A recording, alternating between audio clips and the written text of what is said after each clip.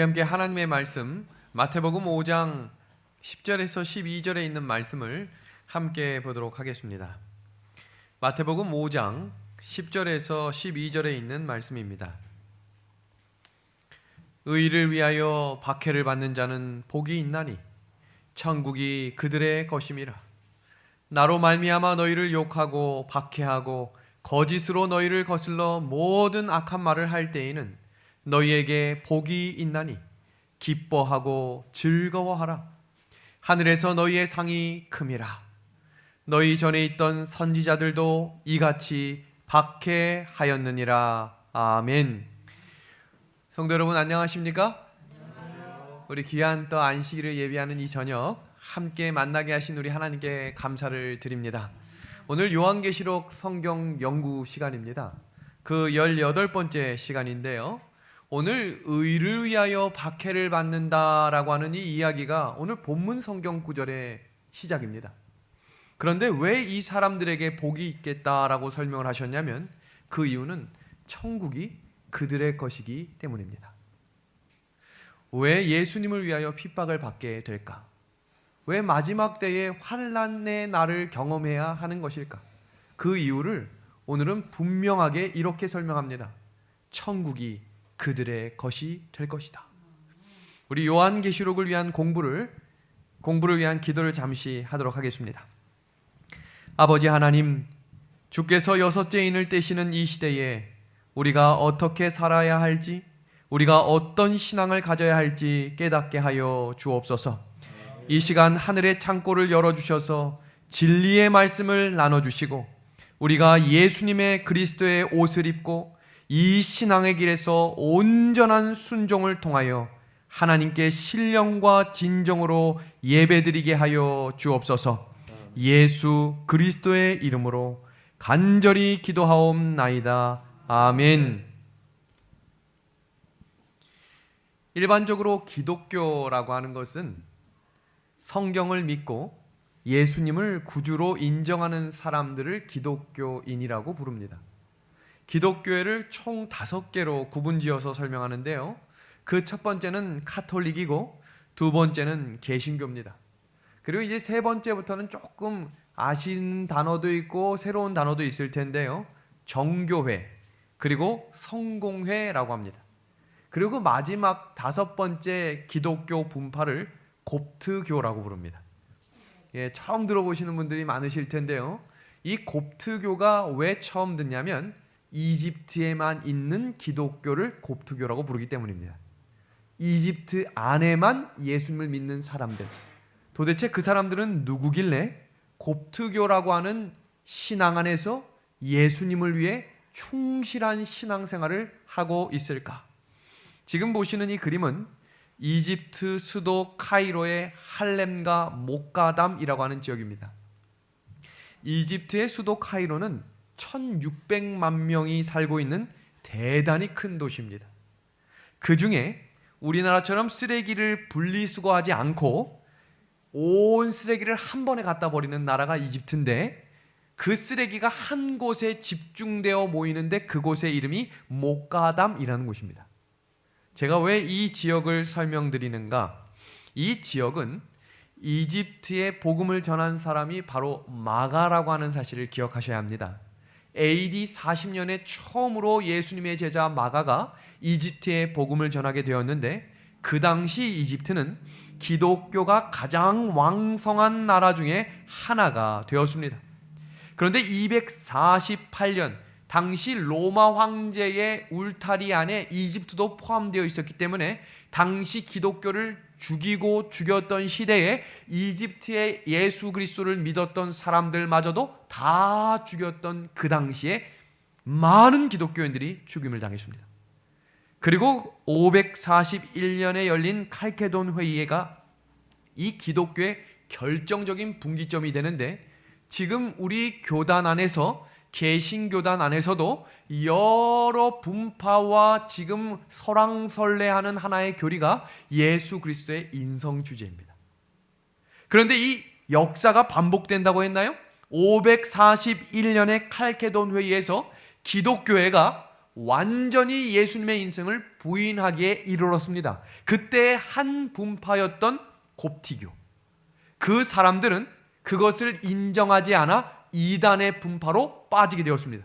그러니까 지금 여러 가지 공격을 받는 중에도 기독교 안에서도 서로 싸움이 있었고 교리적인 문제로 큰 분란이 있었던 이 결정적인 시기에 곱티교라고 하는 소수 교파만 예수님을 온전하신 하나님으로 인정하게 되었다는 것입니다. 곱티교회는 소수파가 되어 힘들고 외롭게 신앙을 지켰습니다.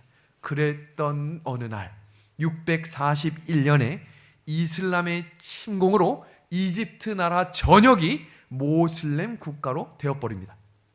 그럼 어떤 일이 시작됐겠어요? 원래 기독교가 왕성했을 때 받는 핍박도 어렵겠지만 나라 전체가 모슬림을 묻기 시작할 때 소수교파 사람들이 과연 살아남을 수 있었을까요? 이어지는 장면입니다.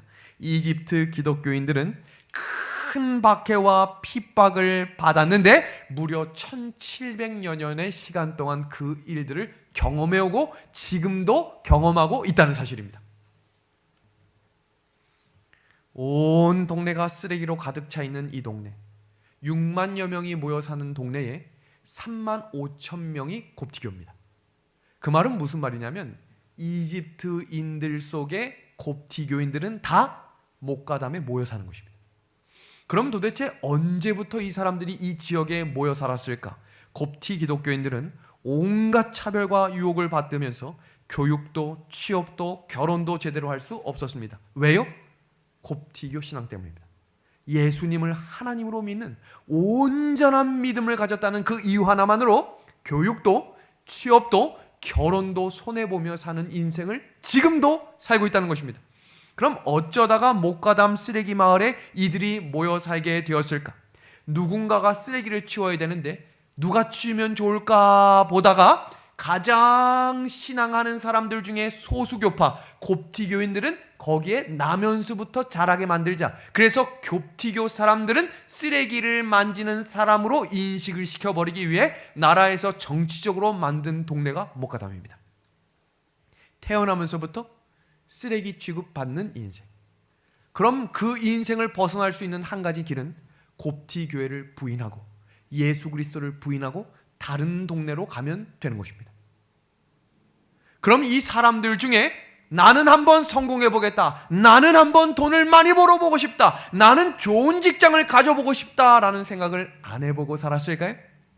그 3만 5천 명은 지금도 어떤 마음을 가지고 살길래 하루 종일 쓰레기를 만지며 살지만 그 믿음을 가지고 살아갈 수 있을까요? 이건 예전 시대의 이야기가 아니라 지금 2020년에도 이 사람들이 이 지역에 살고 있다는 것입니다. 도대체 어떤 신앙으로 살아갈까?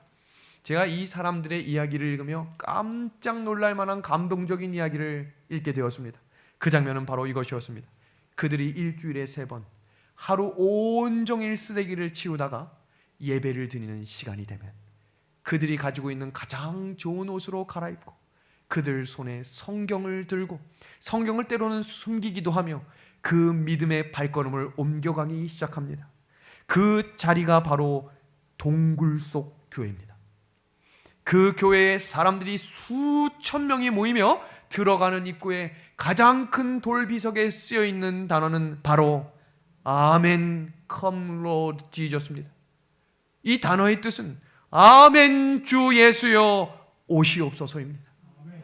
믿음의 하늘 가족 여러분, 그들이 정신적으로 육체적으로 취업과 교육과 사업과 결혼까지 손해보며 그 믿음의 길을 포기하지 않고 걸어가는 그 믿음의 길의 끝에는 예수님의 다시 오심을 기다리고 있다는 사실입니다.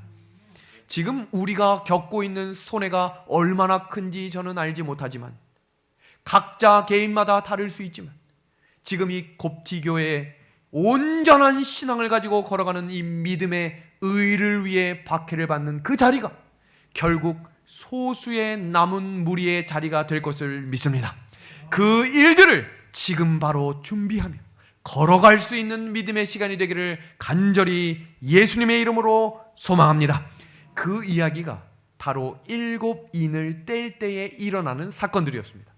한 인을 뗄 때마다 많은 우상 종교들과 많은 거짓 교리들과 많은 거짓 선지자들이 나타나 사람들을 뒤흔드는 그때에 소수의 남은 사람들은 진리의 말씀을 따라 목숨을 버리며 광야궤로 달려가 모든 것을 포기하며 진리의 횃불들을 전하게 되었습니다.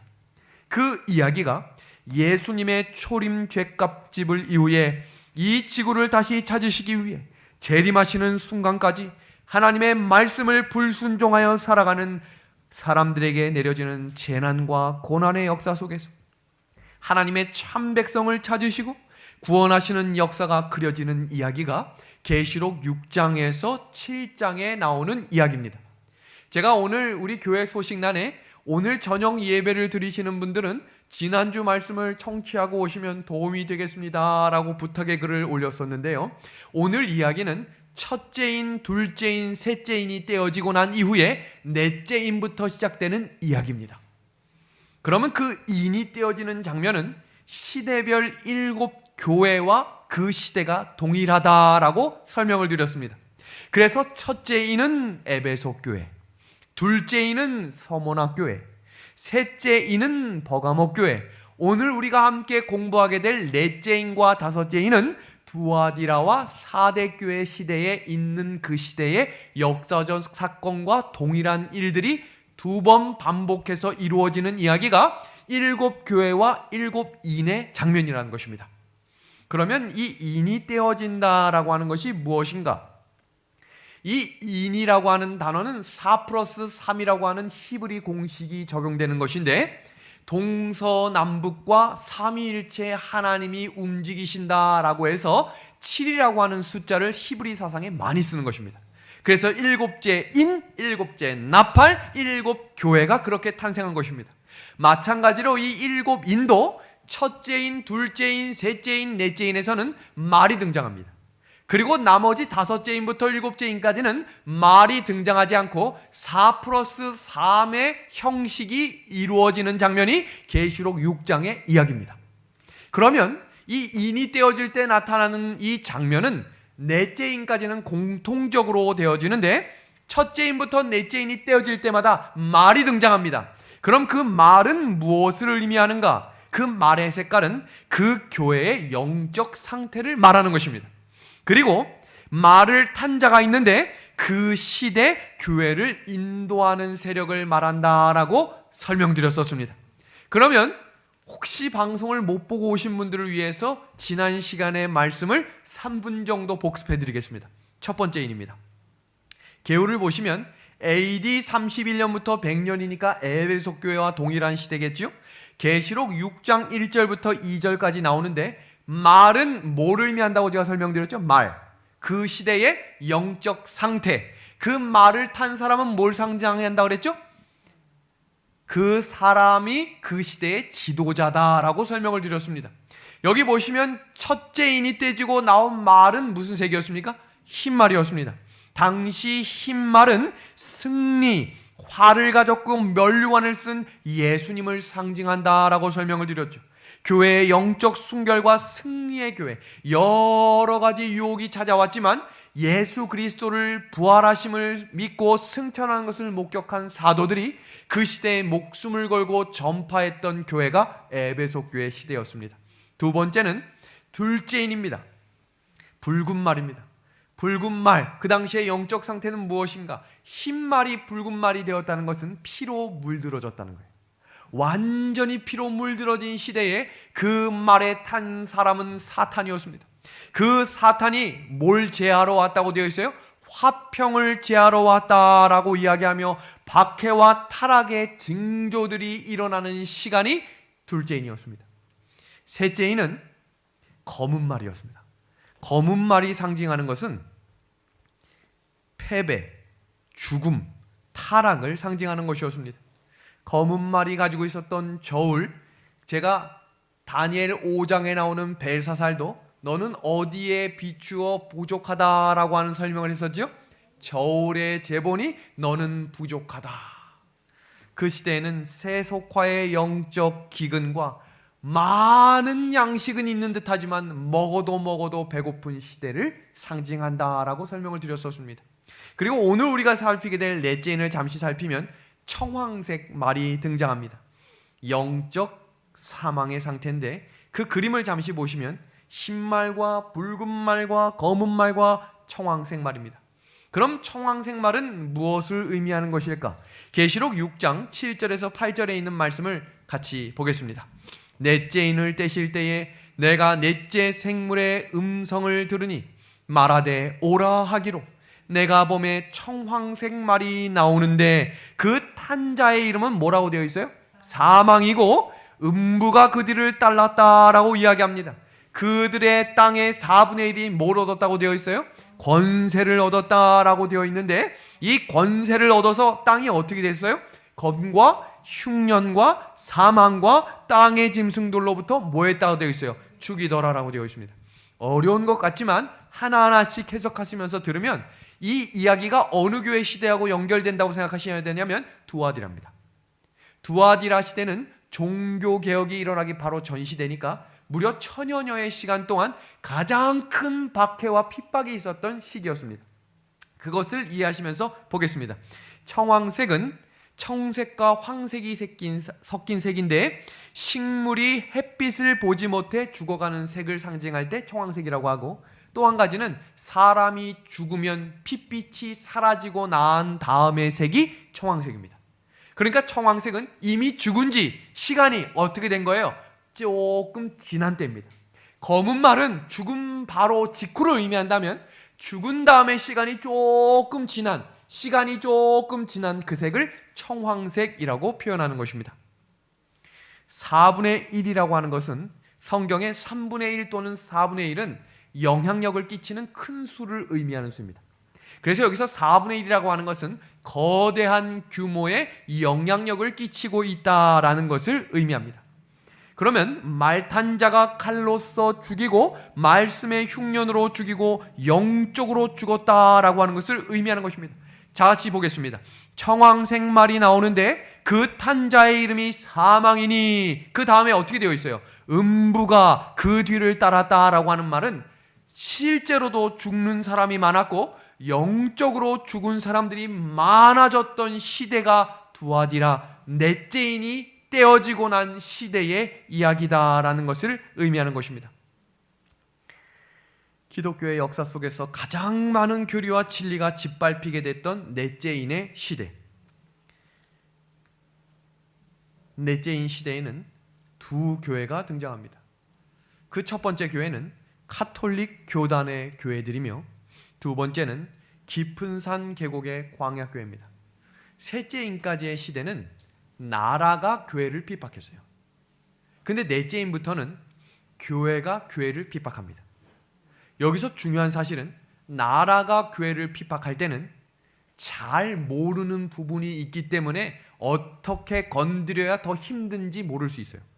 그런데 교회가 교회를 핍박한다는 것은 너무나 세세한 내용까지 잘 알고 있기 때문에 저들이 어떻게 하면 넘어지고 저들이 어떻게 하면 우리 편으로 넘어오는지를 가장 잘 아는 교회, 그 교회 이름이 타락한 교회였습니다. 그래서 교회 안에 살아남고 싶은 사람들은 교리에 상관없이 다시 한번 가톨릭 교회로 넘어갔지만 온전한 신앙을 지키기 위해 알프스 산맥 깊은 산 골짜기로 넘어가는 사람들이 세운 교회가 이름도 빛도 없는 광야교회로 성경에 기록되어 있는 것입니다.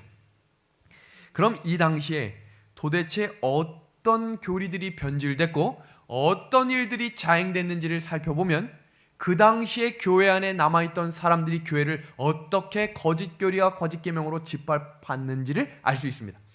함께 보겠습니다. 300년에는 죽은 자를 위한 기도가 시작되었고 364년에는 안식일을 토요일에서 일요일로 변경하는 것이 확정되는 시간이 시작되었습니다. 세 번째는 천사를 숭배하는 풍습이 시작되었고 394년에 드디어 미사 제도가 시작되었습니다. 그리고 431년에 성모 마리아를 숭배하며 사제들이 보통 사람과 구별되는 복장을 착용하기 시작합니다. 그리고 드디어 539년에 연옥설을 만들어서 사람이 죽으면 뭐가 나온다고 그래요? 영혼이 나와서 잘 산 사람은 천국에 가고 잘 못 산 사람들은 어디로 간다 그래요? 지옥에 가서 아 뜨거워 아 뜨거워 하면서 계속해서 타고 있는 지옥 연옥설을 만들어낸 것입니다. 이어지는 장면을 보면 600년에는 성모 마리아에게 기도하는 일들이 시작됩니다. 중보자가 예수 그리스도 한 분만이 아니라 성모 마리아도 중보자가 될 수 있다라는 교리를 채택하게 된 것입니다. 그리고 교황의 발에 입을 맞추는 제도를 도입하며 성수, 거룩한 물을 통해 거룩해진다, 하나님의 아들이라고 하는 칭호까지 붙이게 됩니다. 그리고 고난주간을 통해서 1184년에는 종교 재판을 드디어 시작하게 됩니다. 1190년에는 지금 로마 카톨릭 바티칸 중심에 있는 성 베드로 성당을 만들게 되는 기부금을 만들게 되는 그 기초인 면죄부 판매를 시작하고 화채설과 성체를 숭배하며 아베 마리아 기도를 공인하면서 영혼 불면설 교리를 확정합니다. 그리고 내일 이 시간 우리가 함께 공부하겠지만 성경에 눈이 종류가 굉장히 많은 눈이 나오거든요. 사탄의 눈과 하나님의 눈, 사탄과 하나님의 전쟁 속에 사용하는 이 눈, 그 눈의 핵심이 바로 예수회입니다. 카톨릭 예수회. 그 내용은 우리 내일 시간에 자세하게 배우겠습니다. 종교 암흑시대 때 변질된 교리들을 보면 전승을 성서와 동일한 권리로 인정하고 교황 무류설과 마리아를 교회의 어머니로 승인하는 일들을 자행합니다. 여기서 중요한 것은 이런 교리 채택뿐만 아니라 잘 들어보세요. 스페인 종교재판으로 산채로 화형당한 사람이 31,912명, 강제 참여자가 29만 1,450명으로 역사책에 기록되어 있습니다. 그리고 알비젠시엔의 대학살로 90만 명의 신실한 그리스도인들이 무참하게 죽어져 나갔습니다. 그리고 네덜란드에서 36만 명이 예수님을 믿는다는 이유 하나만으로 사형에 처했습니다. 1572년 8월 24일 바돌롬의 대학살에는 20만 명이 대학살을 당했고 찰스 5세 때 50만 명의 프랑스인들과 독일인들의 그리스도인들이 교수형 또는 화형과 산채로 무덤 속에 들어가는 일들이 자행되었습니다. 이 시간에 죽은 숫자가 무려 5천만 명입니다. 예수님을 신실히 믿는다는 이유 하나만으로 죽은 숫자가 5천만 명이에요. 사람이 하나님의 말씀을 등진 암흑 시대였고 영적 죽음의 시대였던 청황색 시대. 그러나 그때에도 어떤 사람들이 있었는지 보겠습니다.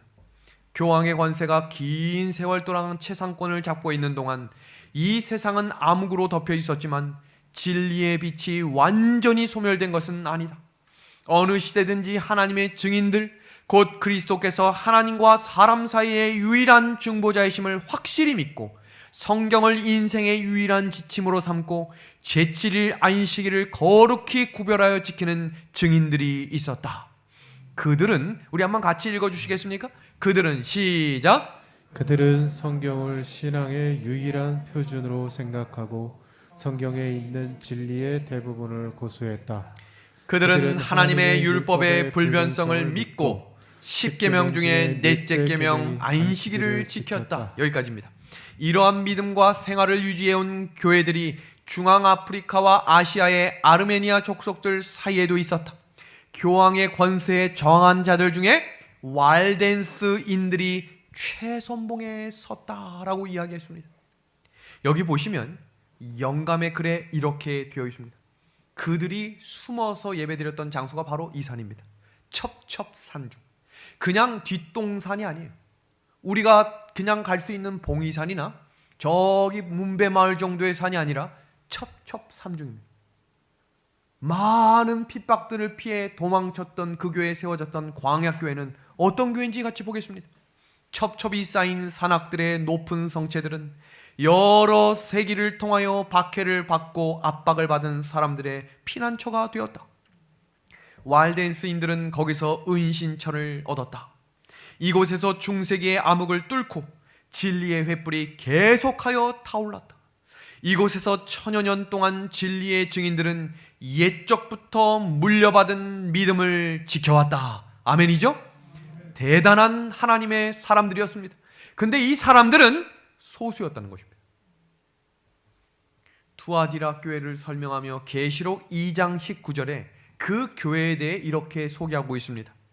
내가 내 사업과 사랑과 믿음과 섬김과 인내를 뭐한다고 되어 있어요? 안다라고 되어 있죠. 그리고 내 나중 행위가 처음 행위보다 뭐하다고 되어 있어요? 많다라고 되어 있습니다. 이 장면은 종교 암흑 시대 동안 진리를 수호하며 목숨을 걸고 그 시기를 견뎌왔던 사람들, 왈덴시인들 뿐만 아니라 요셉 위클리프가 1326년에 개혁을 시작했고 후스와 제롬이 개혁을 가담해서 그들은 화형대에서 순교를 당하는 시기가 1415년입니다. 그리고 나서 쭝글리 같은 사람이 나타나 희생적인 개혁자의 역사에 남게 된 것입니다. 그 시대를 이어받아 16세기에 마틴 루터가 등장한 것입니다. 우리는 이런 역사적인 배경 없이 자꾸 제7일 안식일만 강조하면 안 되는 것입니다. 진리의 길을 걸어가고 말씀으로 온전히 순종하며 걸어왔던 모든 백성들은 그들이 하나님의 계명에 온전히 순종함으로 요한복음 14장 15절에 너희가 나를 사랑하면 나의 계명을 지키라는 명령을 끝까지 지켰던 사람들이 넷째인이 떼어지고 나서 하나님이 칭찬한 사람들이었다는 사실입니다. 종교 암흑 시대 동안 진리를 수호해온 무리들을 보면 왈덴스인들은 1170년경에 불란서 리옹에 살던 부자상인 왈도에 일어난 평신도 개혁운동이에요. 그 당시 여러 교리들이 생겼죠. 로마 교회의 전통을 거부하고 화채설을 부인하며 성경의 순수한 가르침으로 돌아가야 한다라고 이야기했습니다. 연옥 교리를 부정하고 교회의 모설을 반대하며 평신도에게도 당시 성경을 막 불태웠던 시대에 평신도에게도 복음을 선포할 권리가 있다고 주장하며 성경말이 유일한 신앙의 근거임을 발표했습니다. 그리고 성경상의 제7일 안식일을 준수했습니다. 두아시다 시대에 어떤 일들이 있는가 보겠습니다. 이세벨의 행음과 우상의 제물이라고 이야기했어요. 그 이야기는 거짓 계명과 거짓 교리와 우상 숭배를 말하는 것입니다. 지금이 바로 그 시대입니다. 무엇이 진리인지가 중요하지 않아요. 사람이 많은 곳이 진리인 것처럼 사람들은 말합니다. 왜 그 교회에 나가냐라고 이야기하면 많은 사람들이 믿기 때문에 여기가 진리가 아닐까 생각이 된다라고 이야기합니다. 잘 생각해 보십시오. 코로나 이후에 많은 교회들, 특히 대형 교회들이 모임을 가질 수 없는 시대가 되었고 그 사람들은 유튜브로 눈을 돌려 진리의 말씀을 갈급한 심령으로 찾기 시작했습니다. 그래서 진리의 말씀이 살아있다면 그곳에 내가 목숨을 바쳐 순종하겠다라고 하는 사람들이 이제 늘어나기 시작했습니다. 이때에 진리의 말씀을 가지고 있는 성도들이시여 깨어나야 합니다. 말씀 가운데 바로 서야 합니다.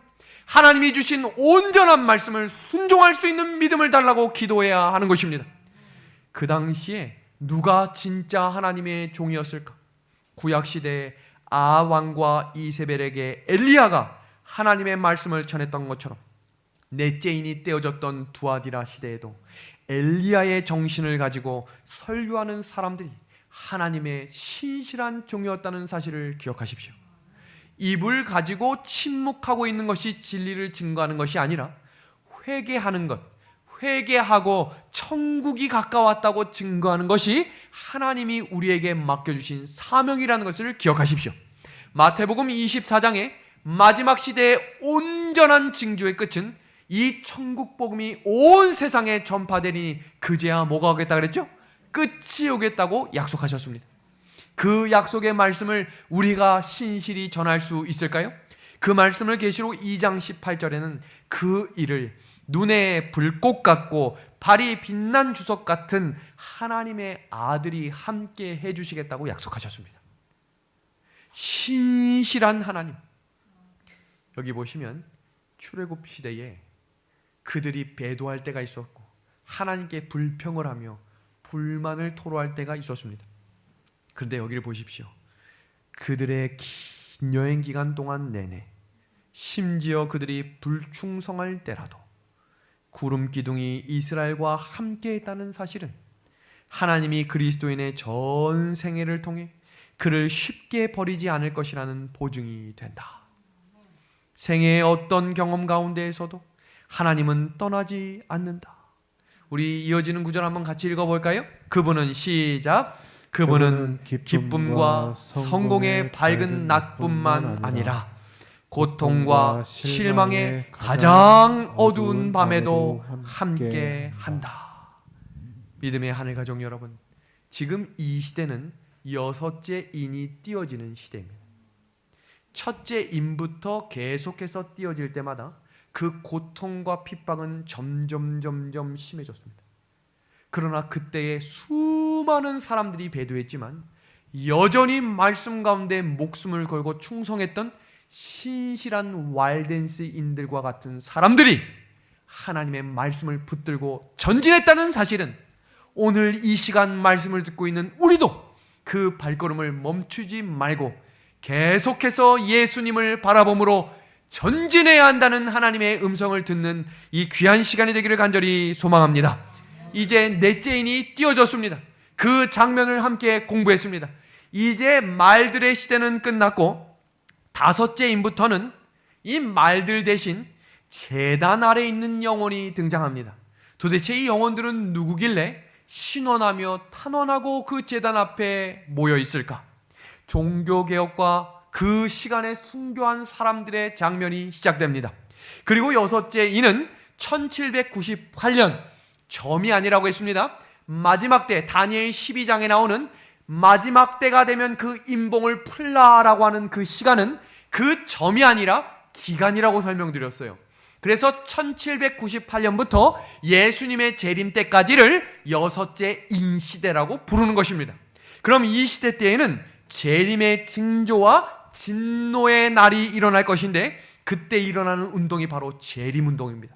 지금 이 시대에 우리가 벌여야 할 운동이라는 것입니다. 그리고 일곱째 인이 떼어지면 재림이 일어나는 것입니다. 하늘이 총동원됩니다. 근데 여기 보시면 여기 성경절을 봐주세요. 계시록 6장으로 쭉 내려가다가 무슨 장면이 시작되냐면 계시록 8장으로 넘어가죠. 저희가 오늘 공부하게 될 이야기가 요한계시록 6장 후반부까지의 이야기인데 여섯째 인과 일곱째 인 사이에는 삽입부가 하나 나옵니다. 그것은 굉장히 중요한 장인데 바로 계시록 7장의 이야기입니다. 인치는 사건과 하늘의 모습. 오늘 계시록 6장 가장 마지막 구절에는 누가 능히 서리요? 하나님의 재림의 날에 누가 과연 설 수 있느냐? 이 말은 무슨 뜻이냐면 누군가는 서겠다는 거예요. 그 누군가 설 사람들이 바로 계시록 7장 1절부터 4절에 나온 이마의 인을 받은 사람들입니다. 그 이야기가 재림의 날에 그 앞에 서게 될 자들과 그들을 찬양하는 것입니다. 그렇기 때문에 우리가 다음 주 시간 성경 공부 시간에는 요 계시록 7장을 분명하고 명확하게 하나씩 공부해 보도록 하겠습니다.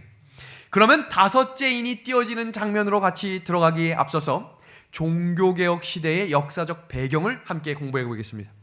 조금 지루하시더라도 요 이야기는 반드시 알아야 되는 이야기이기 때문에 정신을 집중하셔서 5분 정도 되는 이 시간을 주목해 보시길 바랍니다. 종교개혁은 단순히 오직 성경, 오직 믿음만을 외쳤던 시기가 아니에요. 왜 이 일들이 벌어졌고 이 사람들이 이단으로 규정됐거든요. 그런데 이단으로 규정이 되었는데 그들이 아무 말을 못했단 말이에요. 지금도 개신교에서 이 역사를 묻어뒀어요. 왜냐하면 이것이 밝혀지면 자신들이 잘못되었다는 것을 인정해야 되기 때문입니다. 무엇을 잘못한 것일까? 종교개혁이 불길처럼 일어날 때 로마 카톨릭이 당황했습니다. 아무리 죽여도 그 불이 꺼지지 않는 것입니다. 이 사람들을 도대체 어떻게 죽이면 될까라고 고민을 하다가 그들이 가지고 있는 오류를 발견하게 되었고 트렌트 공의회에서 그들의 잘못된 오류를 이론적이고 논리적으로 반박하는 공의회를 열었습니다. 이게 왜 중요하냐면 자 보세요. 아무리 죽여도 그들이 뭘 외쳤냐면 오직 성경, 오직 믿음을 외쳤는데 아무리 죽여도 그 불이 꺼지지 않다가 종교개혁 운동의 불길이 꺼지기 시작하는 시점이 이 1545년 트렌트 공의회에서 그 불이 꺼지기 시작합니다. 도대체 어떤 증거를 가지고 이 사람들, 프로테스탄트, 뭐예요? 저항하는 사람들, 오직 성경, 오직 믿음을 가지고 전진하는 이 사람들이 도대체 어떤 오류를 가지고 있었길래 그 당시에 한 사제가 등장해 그 시대에 있었던 그 이야기를 그대로 가지고 왔습니다. 지금 이 공의회에 참석했다고 생각해 보세요. 이 사람들이 어떤 마음으로 들끓는 믿음을 가졌겠죠. 오직 믿음, 오직 성경을 외쳤던 이 사람들이 참여했습니다. 과연 무엇이 잘못됐는지 우리에게 말해주시오. 보겠습니다. 종교개혁파와 프로테스탄트들은 기록된 말씀만 의존할 것을 주장합니다. 맞죠? 오직 성경, 오직 믿음만을 강조했기 때문입니다. 그들은 성경만을 믿음의 표준으로 고백합니다. 그들은 가톨릭 교회가 기록된 말씀을 떠나 전통을 따름으로 배도했다고 주장하므로 그들의 반역을 정당합니다. 여기까지 맞는 말 같아요. 근데 그들을 깜짝 놀라게 하는 한 문장이 시작됩니다. 그러나 프로테스탄트들이 성경만을 따른다는 주장은 사실과 다릅니다. 성경만을 그들의 신앙의 표준으로 받는다는 그들의 신앙 고백은 순전히 거짓입니다. 오직 성경, 오직 믿음을 외쳤는데 성경과 다른 것을 믿고 있다라고 이야기하는 것입니다. 그게 무엇이었을까요? 그 증거를 보겠습니다. 성경 말씀은 분명하게 제7일을 안식일로 지킬 것을 명령합니다. 그러나 그들은 제7일 안식일을 지키지 않고 배척합니다. 만일 그들이 진정으로 성경을 표준으로 받는다면 그들은 성경을 일관성 있게 명령하는 제7일을 예배일로 지켜야 합니다.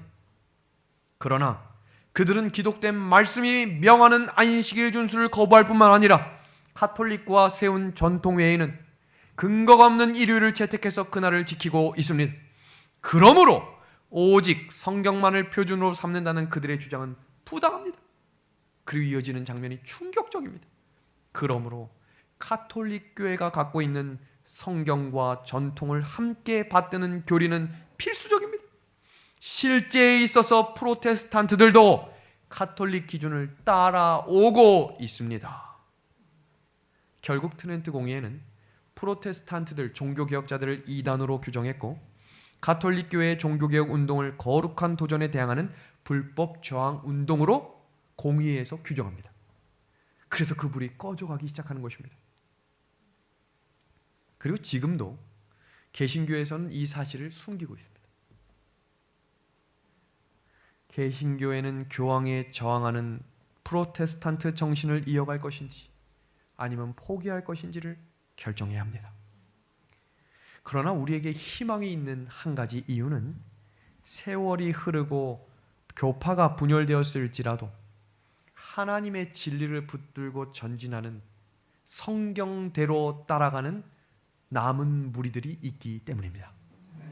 오늘 성경은 왜 우리가 이 신앙을 지켜나가는 것이 소중하고 왜 우리가 이날의 예배를 드리고 있는지를 다시 기억하라고 말씀하는 것입니다. 이사야 10장 12절에 이스라엘이여 내 백성이 바다의 모래가 될지라도 남은 자만 돌아올 것이다 라고 설명하셨습니다. 우리는 선악의 싸움에서 하나님의 편 사람들, 하나님께 충성한 사람들을 남은 자라고 부른다는 것을 기억해야 합니다. 사탄이 여러 가지 방법으로 교회를 흔들 때마다 소수의 남은 사람들은 목숨을 걸고 이 길을 걸어갔습니다. 이것이 일곱 교회와 내 말 탄 자의 일곱 인에서 가르쳐주고 있는 핵심 교훈입니다. 하나님의 말씀을 끝까지 붙들고 가는 사람들. 그리고 그 내용을 학계 선지자는 이렇게 소개했습니다. 남은 모든 백성들은. 우리 붉은 글씨 한번 같이 읽어주시겠습니까? 시작. 하나님 여호와의 목소리와 선지자 학계의 말을 들었으니. 이것입니다. 남은 자의 특징은 하나님의 목소리와 선지자의 목소리를 순종하는 무리들을 남은 무리라고 하는 것입니다. 일곱인 예언을 보면 검은 말 시대부터 대부분의 교인들은 교회 지도자들이 이끄는 대로 거짓 교리와 거짓 계명을 따라갔습니다. 그러나 그때 그 교회를 지키고 있었던 사람들을 남은 무리라고 했다는 것을 기억하십시오. 교회는 건물이 아닙니다. 교회는 조직을 말하는 것이 아닙니다. 성경에서 말씀하고 있는 교회는 하나님의 말씀에 충성하는 성도들을 교회라고 이야기하셨음을 기억하시기를 간절히 소망합니다. 그래서 마태복음 18장 20절에 이 말씀은 대단히 많은 사람들이 오해하고 있는 구절이에요. 두세 사람이 내 이름으로 모인 곳에는 나도 그들 중에 있다. 이 말은 예수님의 이름으로 예배하는 모든 곳에 내가 있다, 이 말이 아니에요. 이 말 뜻이 무엇이냐면 요한복음 4장 23절과 24절에 그 내용을 이렇게 설명합니다. 아버지께 참되게 예배하는 자들은 영과 진리로 예배할 때가 오나니, 여기서 이야기하는 영은 영어 성경에 성령이라고 해석되어 있습니다. 그 사람들 성령과 진리로 예배할 때 예수님이 그 가운데 있겠다는 것입니다. 그래서 교회에 예수님이 계신 게 아니라 성령과 진리에 충성한 사람들이 있는 곳에 예수님이 함께 계신 것입니다. 여기서 중요한 것은 성령만 있고 진리가 없으면 감정의 예배로 빠져버리게 됩니다. 반대로 진리만 있고 성령이 없으면 형식적인 예배가 되는 것입니다. 그래서 이 두 가지가 함께 있는 교회가 되기 위해 깨어나야 하는 것입니다. 눈을 떠야 하는 것입니다. 하나님이 말씀하신 것을 들을 수 있는 귀를 열어야 한다는 사실을 기억해 주시기를 바랍니다. 마태복음 15장 8절에서 9절입니다. 이 백성이 입술로는 나를 공경하되 마음은 내게서 멀도다. 사람의 계명으로 교훈을 삼아 가르치니 나를 헛되이 경배하는도다. 헛된 경배는 입술로는 예수님을 사랑한다 라고 말은 하지만 마음으로는 다른 생각을 하는 것이 헛된 예배입니다. 예배는 드리고 있지만 다른 생각으로 이 자리에 있다면 그 예배는 헛된 예배가 되는 것입니다. 지금 우리에게 필요한 것은 어두운 길을 밝힐 수 있는 명확한 진리의 길입니다. 성경은 그 진리를 예언이라고 소개했습니다. 우리 이 말씀 한번 같이 읽어주시겠습니까? 또 우리에게 시작. 또 우리에게 더 확실한 예언이 있어 어두운 데 비추는 등불과 같으니 날이 새어 샛별이 너희 마음에 떠오르기까지 너희가 이것을 주의하는 것이 가하니라. 지금 세상이 얼마나 불확실한 미래를 보여주고 있습니까? 매우 불투명하고 어떻게 될지 아무도 모르는 시대를 살아가기 시작했습니다. 그때 우리에게 등불을 주셨습니다. 그 등불이 예언의 말씀이에요. 그래서 우리가 이 예언의 말씀을 소리하지 않는 믿음을 달라고 기도하면 좋겠습니다. 다섯째 인 마지막 장면을 같이 보겠습니다. 다섯째 인을 떼실 때에 내가 보니 하나님의 말씀과 그들이 가진 증거로 말미암아 죽임을 당한 영혼들이 제단 아래 있어 큰 소리로 불러 이르되 거룩하고 참되신 대주제여. 대주제는 누굴까요? 예수님입니다. 땅에 거하는 자들을 심판하여, 이 심판은 신원하겠다는 거예요. 회복시켜달라는 것입니다. 어느 피를 갚아주지 않으시기니까 어느 때까지 하시려나이까 라고 이야기합니다. 이 장면을 보시면 중세기 종교 암흑 시간 동안 죽은 순교자들의 보상과 부르짖음에 관한 이야기가 다섯째 인입니다. 지금 이 장면 설명을 쭉 드렸죠? 종교개혁의 역사를. 이 장면을 잠시 사진으로 보겠습니다. 십자군이라는 이름으로 본인들과 다른 교리를 가지고 있는 사람들을 무차별 죽였던 시대가 종교 암흑 시대였어요. 종교 개혁 시대였습니다. 다 죽이는 것입니다. 종교 재판이란 것은 매우 위험한 것입니다. 기준이 본인이 되기 때문이에요. 본인 생각과 다르면 죽이는 것입니다. 이 당시에 영국의 크롬벨 장군이 사무엘 몰랜드 경에게 중세기 종교 암흑 시대 동안 카톨릭 교회가 십자군을 보내 알프스 깊은 곳에 있던 walden스인들을 학살한 것을 조사해서 보고하라고 명령했습니다. 신라권을 기록했던 사람이 존 밀턴이거든요. 그 사람이 그 보고서를 읽고 쓴 글이 역사책에 기록이 되어 있습니다. 그 글을 같이 보겠습니다. 하나님이시여 그들을 보복하여 주시옵소서. 알프스산의 차디찬 뼈들이 되어버린 이 불쌍한 성도들, 학살당한 당신의 자녀들을 신원하여 주옵소서. 우리의 조상들이 나무와 돌들로 만든 우상을 섬길 때 그들은 하나님의 순결한 진리를 믿지 않았습니까? 알프스산 피드몬드 골짜기에 있는 그들의 신음소리에 당신의 기록책에 기록하여 주옵소서. 그들의 아픔을 기억해달라는 것입니다. 이 장면이 바로 저희가 방금 전에 읽었던 다섯째 인의 이야기입니다. 그럼 이해가 좀 더 쉽게 되시겠죠? 여기 보겠습니다. 영혼들이 제단 아래에 있다. 영혼들 5천만 명이 죽었다 그랬죠? 그 당시에. 그 영혼들이 제단 아래에 있다. 개신교에서는 이 말씀을 어떻게 소개하냐면 실제로 5천만 명의 영혼들이 그 제단에서 울부짖고 있다라고 해석합니다. 제가 오늘도 한 분의 성도님이 돌아가셨다라고 하는 부고를 들었는데 개신교의 장례식을 참여해 보면 장례식 입관식이나 하관 예배를 할 때 이 성도님은 지금 하늘문에 들어갔습니다 라고 선포합니다. 굉장히 위험한 이야기죠. 왜냐하면 성경적이지 않기 때문입니다. 오늘 이 이야기를 마무리하면서 오늘 설교를 마무리할 텐데 지금부터 부활신앙이 왜 중요한지를 하나씩 살피려고 합니다. 성소에는 두 가지 제단이 있다는 것을 기억해야 합니다. 첫 번째 제단은 뜰에 있는 번제단이고 두 번째 제단은 분향단입니다. 그럼 여기서 한번 생각해 보겠습니다. 영혼들이 제단 아래에 있다. 이 제단은 분향단일까요? 번제단일까요? 분향단은 성소 안에 기도의 향이라고 했기 때문에 그건 아닐 것이고 그럼 어디로 소개하면 될까요? 번제단이겠죠. 자, 여기 보겠습니다. 번제단에서 드려진 제사는 중세기 성도들의 순교를 번제단 아래서 죽임을 당하고 희생의 피를 흘린 것으로 상징하는 것입니다. 실제로 번제단 아래서 죽은 것이 아니라 상징적으로 표현한 것입니다. 그 장면을 지금부터 하나씩 성경적으로 표현해 드리겠습니다. 성경에는 의인법과 은유법이 있어요. 자, 보겠습니다. 창세기 4장 10절입니다. 같이 한번 읽어주시겠습니까? 이르시되 시작. 이르시되 내가 무엇을 하였느냐? 내 아우의 핏소리가 땅에서부터 내게 호소하느니라. 이 장면은 하나님이 동생을 죽인 가인에게 하신 말씀인데 아우의 핏소리, 아벨의 핏소리가 땅에서부터 피로 호소되었다. 이 말은 아벨의 억울한 죽음을 상징하는 것이지 그 피가 호소한 게 아니겠죠. 다음 장면입니다. 전도서 9장 5절입니다. 산자들은 죽은 줄 알되 죽은 자들은 뭐하지 못한다고 했죠? 아무것도 모르겠다라고 이야기했습니다. 다섯째 인이 나오는 제단 아래에 있는 영혼들이 부르짖는 것은 중세기 수많은 순교자들의 억울한 죽음을 상징하는 것입니다.